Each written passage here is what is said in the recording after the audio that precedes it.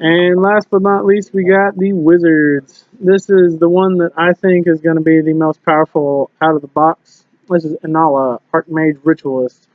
She has Eminence. Whenever another non-token wizard enters the battlefield under your control, if Inala Archmage Ritualist is in the command zone or on the battlefield, you may pay 1. If you do, create a token that's a copy of that wizard that gains haste. Exile at the beginning of the next end step. Tap 5 wizards you control. Target player loses 7 life. If you lack wizards or beards, this is the one for you. Everybody knows that wizards have beards, except for her. We should just paint a beard on her. That's what she needs. Sweep. Flip. And we got our beautiful color rundown of the deck for Magic the Gathering's School of Witchcraft and Wizardry.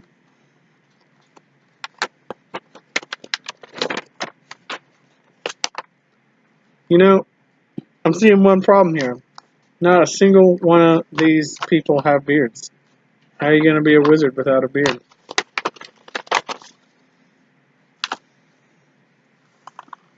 Sweet. Getting on in here. Sweet.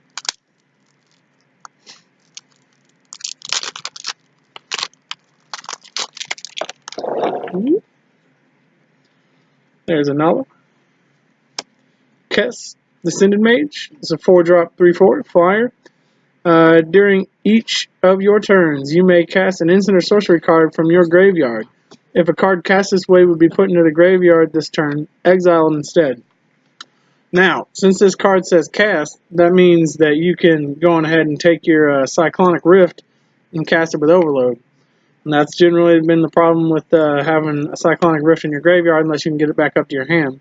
Because everybody knows you can't snap Overload a Cyclonic Rift, so she seems like a pretty good commander. We got Mercil the Pretender, 4-drop, 4/4. Whenever he enters the battlefield, you may exile an artifact or creature card from your hand or graveyard and put a cage counter on it.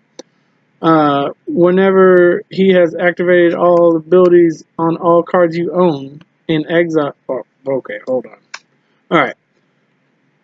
Marcel the Pretender has all activated abilities of all cards you own in exile with a cage counters on them. You may activate each of those abilities once per turn.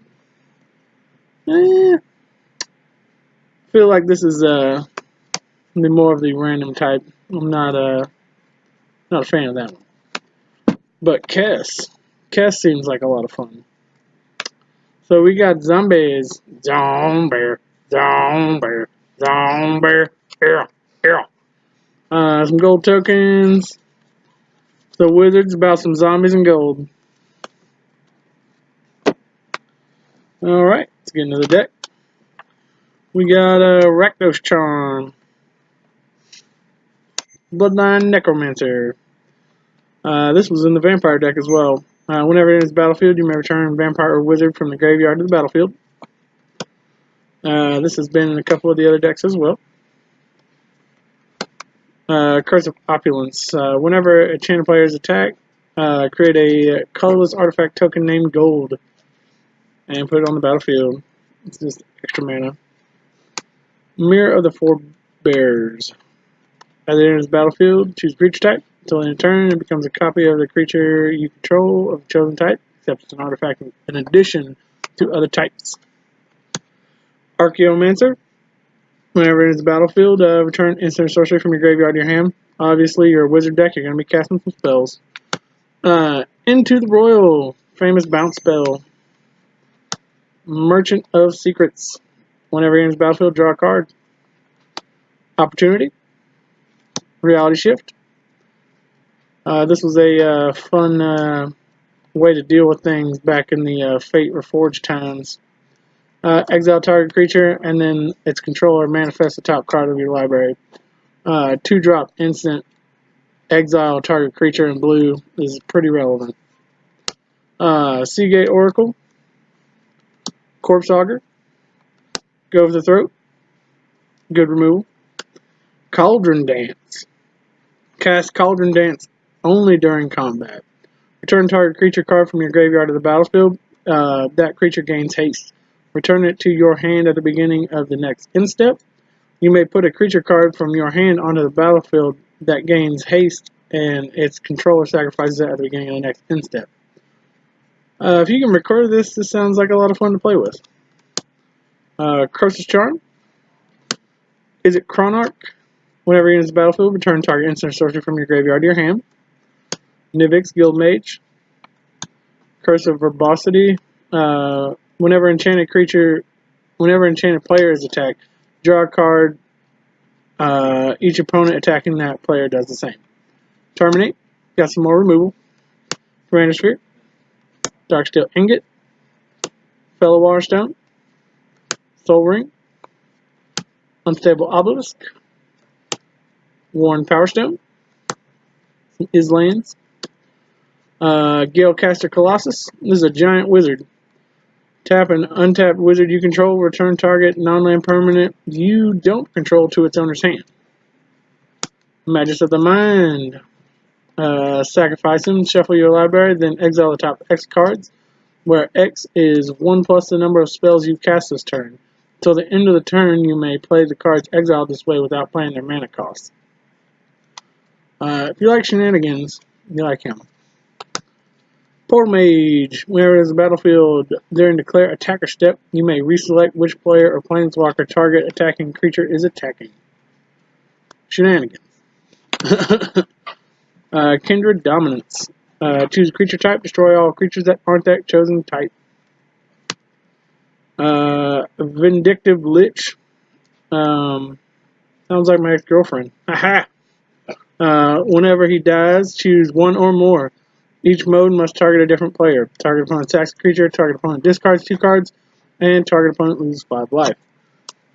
We got Izzet Chemister. Haste 1/3. 3 drop. Exile target insert a sorcery card from your graveyard. Sack him, cast any number of cards exiled with Izzet Chemister without paying their mana costs. Shifting Shadow. Enchanted Creature. Enchanted Creature has haste. At the beginning of your upkeep, destroy this creature. Reveal cards from the top of your library until you reveal a creature card. Put that card onto the battlefield and attach Shifting Shadow to it. Then put all other cards revealed this way on the bottom of your library in any random order. Alright, so something's up whenever you see a card that says skip your draw step. We got a 5-drop 3/4. At the beginning of your upkeep, look at the top 3 cards of your library, put one of them into your hand, and put the rest into your graveyard. You can pay 1 black and tap it, exile X cards from your graveyard, target creature gets neg X till the end of turn.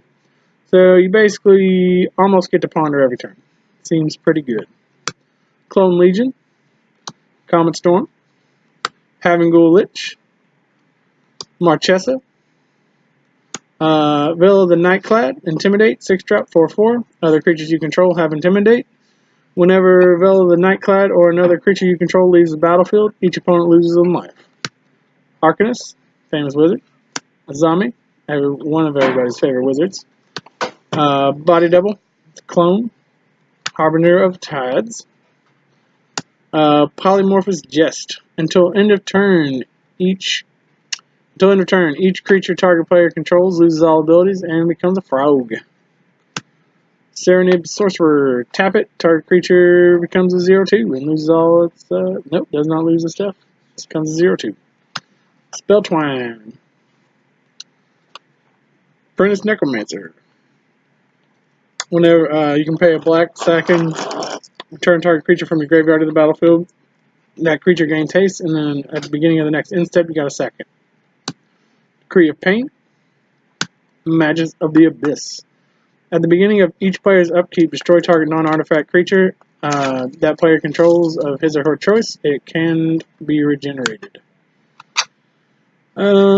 Necromantic Selection. Destroy all creatures, then return a creature card put into the graveyard this way from the battlefield under your control, and then it's a zombie.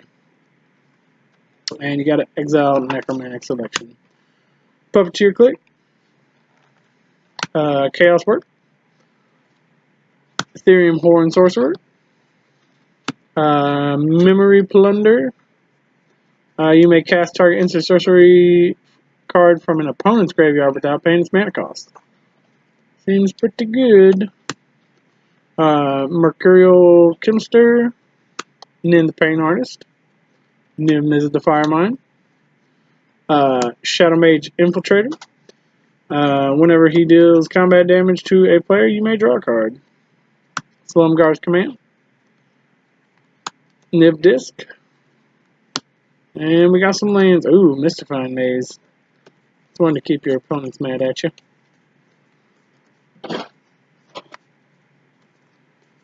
And pretty standard land base. You got a Grixis Paranormal. Timble the False God.